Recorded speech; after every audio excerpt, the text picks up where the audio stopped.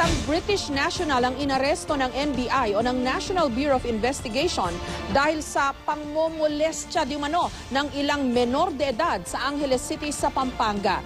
Nadiskubre ang krimen nung isumbong siya ng technician na nag-ayos ng kanyang nasirang computer. May exclusive report si John Consulta.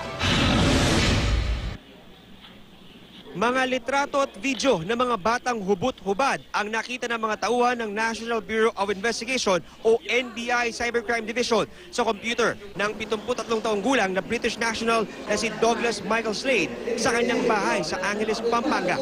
Mahigit 30 taon na raw nasa Pilipinas ang Briton.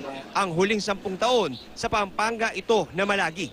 Ang modus operandi raw ng suspect, pumwesto sa kanyang veranda at mag-abang gamit ang kanyang larga vista sa paglabas ng mga estudyante sa eskwelahan na katabi lang ng kanyang bahay.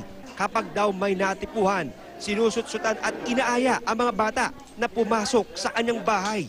Kapag nasa loob na ng bahay, pinapakain daw ang mga ito ng masasarap na pagkain at pinapanood ng mga pornographic material tsaka isasagawa ang pangmomolestya sa mga bata.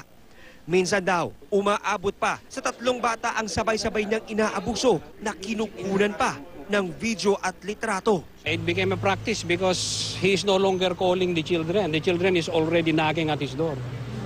Nabuking ang Briton nang ipaayos ang kanyang nasirang computer sa isang technician na nagsumbong sa NBI ukol sa kanyang mga nakitang file sa computer.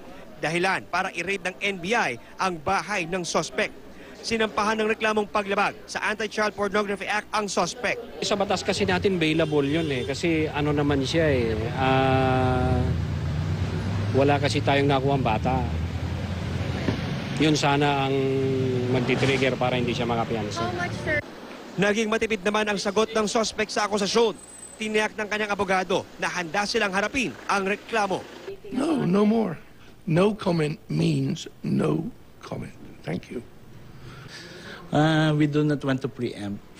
Inaalam na ngayon ng NBI kung in-upload ng suspect ang mga kinuha niyang video at litrato sa kanyang tahanan. Samantala, patuloy naman ang imbitasyon ng NBI sa mga magulang at iba pa mga posibleng naging biktima ng dayuhang suspect para magtungo dito sa kanilang tanggapan para makapaghain ng mas mabigat na reklamo. John Consulta, GMA News.